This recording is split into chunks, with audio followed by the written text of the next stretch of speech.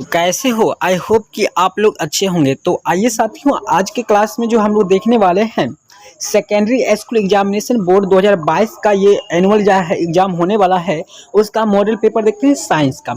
ये आपका साइंस का मॉडल पेपर है। तो आपको सबसे पहले मैं बता दूं जानकारी के लिए कि आपको पता है कि पिछले साल पैटर्न जो है यहाँ पर चेंज कर दिया गया था, तो वही पैटर्न इस बार भी रहने वाला है। अभी तक बिहार बोर्ड की द्वारा कोई भी नया अप टू डेट ऐसा नहीं आया है जिसमें कि आपको मॉडल पेपर लेकर या फिर एग्जाम के लेकर पैटर्न चेंज बताया। तो आप लोग को यहाँ पे पैटर्न समझना है कि 110 क्वेश्चन आपको पूछे जाएगा, यानी आपको 80 ऑब्जेक्टिव में से मात्र 40 बनाना होगा। इसी प्रकार आपको डबलिंग क्वेश्चन रहेगा, यानी डबल क्वेश्चन पूछा जाएगा जिसमें से मात्र आपको 50% बनाना है, जो कि 80 नंबर का होगा। तो हम सिंपली इस वीडियो में आपको वो सारे क्वेश्चन बताने वाले हैं, तो इस वीडियो को पूरा एंड तक देखिएगा। तो चलिए हम लोग एक एक करके क्वेश्चन स्टार्ट करते हैं। अगर क्वेश्चन का आंसर आपको पहले से पता होगा तो आप हमें कमेंट करके भी बता सकते हैं। तो चलिए हम लोग देखते हैं। काफ़ी तरह से ये वायरल मॉडल पेपर है, हमारे पास बहुत ही मेहनत से, और ये बहुत ही वायरल पेपर है, यानी ये मॉडल पेपर जो जारी होगा इस बार, वो मॉडल पेपर हमारे पास वायरल होकर आ चुका है। तो हम काफ़ी समय नहीं लेंगे, सीधे चलते हैं क्वेश्चन की ओर। तो क्वेश्चन पे यहाँ पे आगे बढ़ते हैं, और यहाँ पे आपको सबसे पहले यहाँ पे पहला क्वेश्चन आपको यहाँ पर दिख रहा होगा। बता दें कि आपको अगर मीडियम इंग्लिश है तो आपको इंग्लिश में भी नीचे दिया जाएगा, इंग्लिश भी आप देख सकते हैं। तो पहला क्वेश्चन सभी बच्चे को पता होगा, प्रकाश के परावर्तन के दो नियम है। Right answer option number B हो जाएगा। चलिए इसी प्रकार आपका 2 नंबर यहाँ पे क्वेश्चन आता है। 2 नंबर क्वेश्चन यहाँ पे कहता है, आसानी से आप लोग पढ़ सकते हैं कि वायु में गमन करती प्रकाश की एक किरण जल में तिरछी प्रवेश करती है, यह विकिरण है। यानी मान लीजिए अगर यहाँ पे हवा है, इधर मान लीजिए ये परत है, नीचे में अगर आपको पानी है, ऊपर हवा से प्रकाश जब आती है पानी में जाता है, यहाँ पे अभिलंब बनता है, तो ये अभिलंब की ओर झुक जाता है। तो right answer option number A हो जाएगा। आप लोग को अच्छी तरह से पता होगा, आपका क्रैश कोर्स में भी हमने बहुत बार ऐसा क्वेश्चन बताए हैं। निम्नलिखित में से किस लेंस को अपसारी लेंस कहा जाता है? तो बिल्कुल आसान है। अपसारी लेंस जिससे कि निकट दृष्टि दोष को दूर करने के लिए उपयोग किया जाता है, वो लेंस है अवतल लेंस, इसी को अपसारी लेंस भी बोलते हैं। चलिए बहुत ही आसान क्वेश्चन इसमें है मॉडल पेपर में, और आपके एग्जाम में भी आसान ही क्वेश्चन पूछा जाएगा। बस आप लोग को हमारे साथ मिलकर तैयारी कीजिए, बहुत ही बेहतर नंबर आप ला सकते हो, टॉपर बन सकते हो। किसी बिंब का वास्तविक तथा समान साइज का प्रतिबिंब प्राप्त करने के लिए बिंब को उत्तल लेंस के सामने कहाँ रखना चाहिए? तो बहुत ही आसान है, यहाँ पे कहाँ रखना चाहिए। तो सिंपल सी क्वेश्चन है। चलिए इसका आंसर क्या हो जाएगा? तो यहाँ पे बहुत ही नॉर्मली क्वेश्चन है। यहाँ पे कहता है कि वास्तव और समान प्रतिबिंब बनाने के लिए किसी भी लेंस रे या फिर दर्पण रे वस्तु को 2f पे रखा जाता है, अर्थात लेंस के फोकस दूरी की दुगुनी दूरी पर, अर्थात 2f पर रखेंगे तब जाके उसका समान प्रतिबिंब बन पाएगा। चलिए इसी प्रकार आपका 5वां सवाल है, मानव नेत्र के जिस भाग पर किसी वस्तु का प्रतिबिंब बनता है वो भाग है दृष्टिपटल, जिसको हम लोग इंग्लिश में रेटिना बोलते हैं। राइट आंसर डी हो जाएगा, जो कि बिल्कुल तरह से करेक्ट आंसर। सारे क्वेश्चन देखने के लिए आप बने रहिए इस वीडियो पे। किसी माध्यम के अपवर्तनांक म्यू का मान होता है? तो म्यू बराबर आप लोग जानते हैं कि साइन आई बट्टे साइन आर होता है। बिल्कुल तरह से आप लोग को पता है, साइन आई बट्टे साइन आर। ऑप्शन नीचे मिल जाएगा, ऑप्शन नंबर यहाँ पे ऑप्शन नंबर ए में ही है कि साइन आई बट्टे साइन आर है यहाँ पे, ठीक है ना। ऑप्शन नंबर ए में आपको दिख गया होगा। चलिए इसी प्रकार से आपका यहाँ पर 7 नंबर क्वेश्चन कहता है, 7 नंबर क्वेश्चन है, किसी लेंस के आवर्धन एसआई मात्रा क्या होता है? तो दोस्तों आवर्धन मैग्निफिकेशन का जो है यहाँ पे एसआई मात्रा नहीं होता, अर्थात ये मात्रकहीन होता है, बीमाहीन होता है। राइट आंसर डी हो जाएगा। 8 नंबर क्वेश्चन है, तारों का टिमटिमाना प्रकाश के किस घटना को दर्शाता है? तो प्रकाश के अपवर्तन को दर्शाता है। राइट आंसर ऑप्शन बी होगा, बी हो जाएगा, रिफ्लेक्शन ऑफ लाइट हो जाएगा। चलिए 9 नंबर क्वेश्चन है, किसी चालक का प्रतिरोध निम्नलिखित में से किस पर निर्भर करता है? तो आपको याद रखना है, 2 नंबर में भी पूछा जाता है कि किन किन बातों पर निर्भर करता है, तो आपको यही सारी बात तीनों बात लिख देना है, अर्थात आंसर आपका उपयुक्त सभी हो जाएगा, सभी बातों पर निर्भर करता है। 5 नंबर में भी पूछा गया है कई बार क्वेश्चन। चलिए 10 नंबर है, निम्नलिखित में से कौन विद्युत शक्ति का एसआई मात्रक है? शक्ति पावर का एसआई मात्रक वाट होता है। Right answer option number A हो जाएगा। चलिए 11 नंबर सवाल है आपका, यहाँ पे 11 नंबर सवाल कहता है, सिंपल सी यहाँ से क्वेश्चन आप लोग देख सकते हैं कि विद्युत परिपथ में विद्युत धारा को मापने के लिए निम्नलिखित में से किस युक्ति का उपयोग किया जाता है? तो वो है आपका एमीटर या फिर अमीटर, जिसको हम लोग ए बोलते हैं, जबकि वोल्ट मीटर से हम लोग विभवांतर को मापते हैं। ये सारी बात आप याद रखिएगा, यहाँ पे वोल्ट मीटर से विभवांतर को या फिर विभव को मापते हैं। चलिए 12 नंबर सवाल है, फ्यूज तार के लिए निम्नलिखित में से कौन सा कथन सत्य है?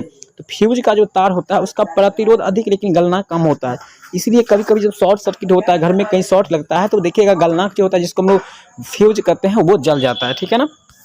चलिए यहाँ पे आपका 13 नंबर सवाल है, निम्नलिखित पदार्थों में कौन चुंबकीय पदार्थ नहीं है? तो वो है पीतल। पीतल एक मिश्र धातु है, ये जो है चुंबकीय पदार्थ नहीं है, ये क्या है? मिश्र धातु है। चलिए आगे बढ़ते हैं, अगला सवाल है 14 नंबर, किसी विद्युत धारावाही सीधी लंबी परिनालिका के भीतर चुंबकीय क्षेत्र का मान होता है? तो मान क्या होता है? यहाँ पे चार चार यहाँ पे ऊपर जाने के बाद इसका जो होता है सिरे की ओर जाने पर घट जाता है। राइट आंसर बी हो जाएगा इसका, ठीक है ना। आप सवाल और आंसर देख सकते हैं, वहाँ पे आपको आंसर है, यहाँ पे बी ऑप्शन सवाल है। चलिए 15 नंबर सवाल आप यहाँ पर देख सकते हैं। विद्युत धारा के चुंबकीय प्रभाव का खोज किसने किया था? ऑर्स्टेड ने किया था। Right answer option number A हो जाएगा। 16 नंबर सवाल आपके सामने है। निम्न में से कौन जैव मात्रा ऊर्जा स्रोत का उदाहरण नहीं है? तो जैव मात्रा होता है जो जीवों के शरीर से निर्माण होता है, वो तो नहीं हुआ है, तो नहीं के बारे में पूछता है, तो नाभिकीय ऊर्जा। राइट आंसर सी हो जाएगा। चलिए 17 नंबर सवाल आपके सामने है। यहाँ पे बैलेंस वाला से लग रहा है, यानी इक्वेशन है Na2SO4 + BaCl2 अर्थात सोडियम सल्फेट और बेरिलियम क्लोराइड को अभिक्रिया करते हैं, तो यहाँ पे बनता है बेरियम सल्फेट और NaCl यानी सोडियम लवण बनता है। तो कौन सी अभिक्रिया है? तो ये द्विविस्थापन अभिक्रिया, 2 बार विस्थापन हो चुका, आप देख रहे हैं। सल्फर का यहाँ पर विस्थापन हुआ है, यहाँ पर Cl का, यानी दोनों का विस्थापन हुआ है। चलिए आगे बढ़ते हैं। यहाँ पे 18 नंबर सवाल है। अम्लीय वर्षा का pH मान क्या होता है? बहुत भी है क्वेश्चन है, 5.6 से कम होता है, तभी जाकर वो अम्लीय वर्षा कहलाता है। राइट आंसर बी हो जाएगा।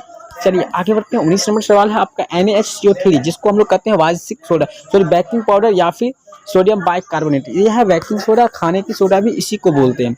चलिए 20 नंबर सवाल है। अपच उपचार करने के लिए इनमें से किस औषधि का उपयोग किया जाता है? तो एंटासिड, जिसका सूत्र क्या होता है? तो MgOH का होल ट्वाइस होता है, जिसको हम लोग मिल्क ऑफ मैग्नीशिया बोलते हैं या फिर मैग्नीशियम हाइड्रोक्साइड बोलते हैं। चलिए 21 नंबर सवाल आपका कहता है। चींटी के डंक एक अम्ल छोड़ जाते हैं जिनके कारण जलन एवं दर्द का अनुभव होता है, यह अम्ल कौन सा है? तो ये फॉर्मिक अम्ल है। जी हाँ, आप लोग सही सोच रहे हैं, ये आपका क्या है? फॉर्मिक अम्ल है, जो कि ऑप्शन में है ही नहीं, लेकिन मीथेनोइक हो जाएगा। राइट आंसर ऑप्शन ए हो जाएगा। मीथेनोइक को ही फॉर्मिक अम्ल कहते हैं। ये है आपका आइनम होता है, जबकि ये कॉमन नाम होता है। हम 11th में आप लोग को पढ़ाएंगे, अगर आप लोग हमसे जुड़े रहते हैं तो। बहुत ही अच्छा टॉपिक है। ऑक्जेलिक अम्ल निम्नलिखित में से किस में पाया जाता है? तो ऑक्जेलिक जो है ये टमाटर में पाया जाता है, जो कपड़े पर लगे धब्बे को हटाने में भी यूज किया जाता है। आप ऐसा कर सकते हैं, टमाटर के रस से आप कपड़े पर लगे दाग धब्बे को छुड़ा सकते हैं। ये प्रैक्टिकली आप लोग करके देख सकते हो। CaSO4 × ½ H2O को क्या कहते हैं? ये इसको हाफ यानी आधा H2O पढ़ेंगे, इसको हम लोग कहते हैं प्लास्टर ऑफ पेरिस का ये फॉर्मूला है, बहुत ही इंपॉर्टेंट है। 5 नंबर के लिए याद कर लीजिएगा इसकी बनावट विधि। चलिए 24 नंबर, निम्नलिखित में कौन सी धातु कमरे के तापमान पर तरल अवस्था में पाया जाता है? तो वो धातु के बारे में देखिए, धातु पूछा जाता है तो धातु में पारा हो जाएगा, जबकि यहाँ पे बहुत इंपॉर्टेंट है, जबकि अधातु पूछेगा तो ब्रोमीन हो जाएगा।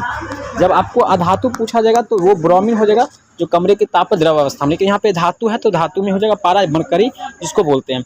25 नंबर सवाल है। नाइट्रोजन के 2 परमाणुओं के बीच कितने आबंध होता है? तो नाइट्रोजन यानी N2 गैस के रूप में रहता है, तो इसके 2 परमाणु के बीच है त्रिबंध के द्वारा जुड़े होते हैं, अर्थात इसके बीच त्रिआबंध होते हैं। राइट आंसर सी हो जाएगा। 100% सही है, एक भी क्वेश्चन आपको गलत नहीं मिलेगा यहाँ से। सारे के सारे क्वेश्चन इंपोर्टेंट है। निम्नलिखित में से कौन विद्युत का सुचालक होता है? तो ग्रेफाइट, जबकि अधातु होते हुए ये विद्युत का सुचालक होता है, अर्थात इसमें करंट मार देगा। ग्रेफाइट देखना है तो आप लोग कट पेंसिल में देख सकते हैं, जो कि आप कट पेंसिल होता है उसमें जो काला स्याही छोड़ता है। 27 है। कार्बन के सबसे बाहरी कोश में इलेक्ट्रॉन की संख्या कितना है?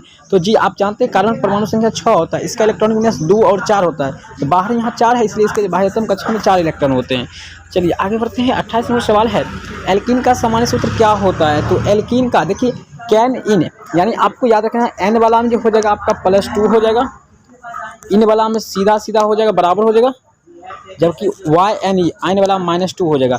यानी आपको देख रहे हैं ये एल्कीन जो है CnH2n हो जाएगा, जबकि ये जो है ये आपका एल्केन है, ठीक है, N है, ठीक है ना, N वाला है, जबकि ये आप देख रहे हैं अल्काइन है, YNE रहेगा लास्ट में, ठीक है ना, अल्काइन, ठीक है ना। तो आप समझ गए होंगे, बहुत ही आसान है, इस पर भी हम क्लास दे चुके हैं।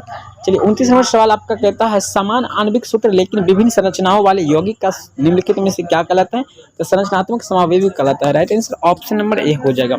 30 नंबर सवाल है। मेंडलीव के आवर्त नियम के अनुसार तत्वों के गुणधर्म निम्नलिखित में किसके आवर्त फलन होते हैं? तो मेंडलीव के अनुसार जो है ये परमाणु द्रव्यमान के आवर्त फलन होते हैं, जबकि मोसले के अनुसार ये बात होता है कि परमाणु संख्या।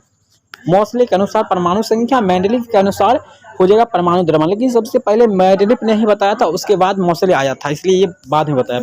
चलिए 31 नंबर सवाल है। आधुनिक आवर्त सारणी के उद्र्ग स्तंभ को क्या कहते हैं? तो आधुनिक आवर्त सारणी के उद्र्ग स्तंभ को क्या कहते हैं? बहुत ही अच्छा और शानदार क्वेश्चन है। तो ये क्वेश्चन है आप लोग के लिए, क्योंकि मैं इस क्वेश्चन को छोड़ रहा हूँ, आप लोग को कमेंट करके बताना है। चलिए बाकी सारे क्वेश्चन हम बताने वाले हैं। चलिए 32 है। आम्ल राज्य में सांद्र HCl एवं सांद्र HNO3 का अनुपात क्या होता है? तो ये जो होता है 3 भाग होता है, इसका 1 भाग होता है, इसलिए 3:1 होगा। राइट आंसर ऑप्शन डी हो जाएगा। चलिए 33 नंबर सवाल है, हरे पौधे कहलाते हैं, ये हरे पौधे स्वपोषी कराते हैं क्योंकि ये अपना भोजन स्वयं बनाते हैं, किसी पर आश्रित नहीं होते हैं। छोटी आंत में पाए जाने वाले रसांकुर का क्या कार्य है, ये अवशोषण का कार्य करता है, ठीक है ना। राइट आंसर सी हो जाएगा, एब्जॉर्बेशन का काम। चलिए 35 नंबर, कैवर्स चक्र का की क्रिया क्या होती है, कैवर्स चक्र क्रिया जो होता है ये माइटोकॉन्ड्रिया में होता है। राइट आंसर ऑप्शन बी में हो जाएगा। 36 नंबर सवाल है, पादप में अनॉक्सिक शोषण का अंतिम उत्पाद क्या होता है, तो इथाइल अल्कोहल बनता है जिसका सूत्र होता है C2H5OH होता है, प्लस में कार्बन डाइऑक्साइड भी बनता है, ठीक है ना। पादप में अनॉक्सिक शोषण का अंतिम जो प्रोडक्ट बनता है वो आपका बनता है C2H5OH प्लस CO2 अर्थात इथाइल अल्कोहल, जिसको हम इसको इथेनॉल भी बोल सकते हैं, ठीक है, या अल्कोहल बोल सकते हैं। चलिए 37 नंबर सवाल है, पौधों में जल का परिवहन किसके द्वारा होता है, जौ से जल, जौ से xylem. Right answer option A हो जाएगा, फ्लोएम के द्वारा होता है, भोज्य पदार्थ का संबंध होता है, ठीक है ना। चलिए 38 नंबर सवाल है, खोला परिवहन तंत्र किसमें पाया जाता है, बहुत ही अच्छा क्वेश्चन है, मन करता है ये क्वेश्चन भी छोड़ दें लेकिन आप लोग को बता देते हैं, तितली हो जाएगा। Right answer option number D हो जाएगा, खुला परिवहन तंत्र पाया जाता है तितली में। चलिए इनमें से कौन पादप उत्सर्जी पदार्थ नहीं है, तो पादप यानी पौधा उत्सर्जी नहीं करता है, तो आपको पता है रेंजिन लैरेक्स, ये सब लेटेक्स मिलता है लेकिन स्टार्च जो है नहीं निकलता है। राइट आंसर डी हो जाएगा, ये आलू से निकलता है, ठीक है ना। तो आलू का जो है ये अंदर पाया जाता है मंड होता है, स्टार्च के हिंदी में मंड कहते हैं। चलिए 40 है, इनमें कौन एमिनो अम्ल के विखंडन से बनता है, तो दोस्तों हम लोग अंतिम क्वेश्चन में पहुंच चुके हैं जो कि 40 क्वेश्चन ही आपको बनाना पड़ता है, बाकी 40 क्वेश्चन भी अभी तक नहीं आ पाया, वो भी अवेलेबल हो जाएगा तो मैं वो भी दे दूंगा। अगर आप लोग कमेंट करें तो आप कमेंट आप अच्छा कीजिए, लाइक कीजिए, वीडियो को शेयर कीजिए, तो मैं वो क्वेश्चन सारे भी लेकर आऊँगा 41 से ऊपर भी। फिलहाल हम 40 के बारे में बात करते हैं, फिर आपको सब्जेक्टिव भी दूंगा यहाँ से। इनमें कौन एमिनो अम्ल के विखंडन से बनता है, तो एमिनो अम्ल के विखंडन से आपको बनता है carbon monoxide. Right answer B हो जाएगा। तो दोस्तों इस तरह से हम यहाँ पे आपको 40 कंप्लीट करा चुके हैं। यदि आपको वीडियो पसंद आ गया तो हम फिर से बोलते हैं, प्लीज़ आप लाइक कर दो यार, आपके लिए इतना मेहनत करते हैं, लाइक तो बनता है, लाइक का तो एक लाइक मैं हूँ, इसलिए लाइक कीजिए। और वीडियो पसंद आए तो शेयर कीजिए, सभी दोस्तों के साथ शेयर कीजिए, सभी एजुकेशनल ग्रुप में शेयर कीजिए। आपके एक शेयर से किसी का लाइफ बन सकता है, कोई कुछ समझ सकते हैं। तो मिलते हैं अगले वीडियो में, तब तक के लिए बाय, धन्यवाद।